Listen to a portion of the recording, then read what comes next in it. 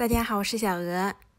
今天分享一下我家祖传的懒人版疙瘩汤做法，简单美味，劲道有嚼头，一个漏勺就可以搞定了。准备120克面粉，3个鸡蛋，再加一点盐，增加筋性。用鸡蛋做出来的面疙瘩会更筋道、更好吃。搅拌成可以流动的稠糊状，静置备用。接下来准备自己喜欢吃的汤头，我准备的是番茄，折木切丝的花刀，用开水烫一下去皮。再准备一个土豆，切成厚片。放入土豆的疙瘩汤会别有一番风味，超级好吃。没试过的朋友一定要试一下哦。放入清水中，防止氧化。再切一点小青菜。烫好的番茄撕去外皮，切成小块。起锅热油，放入番茄，再加一点点盐，炒出汁水。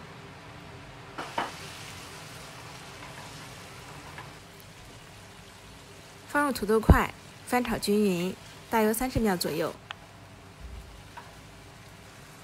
加点生抽调味，再根据家人的饭量添加适量的清水，盖上盖，大火烧开。然后转小火，面糊食用之前再次搅拌均匀，倒在漏勺上，用勺子按压，不到1分钟就已经漏了一大锅，特别的简单省事。我们可以看到粒粒分明，漂浮起来就已经熟透了。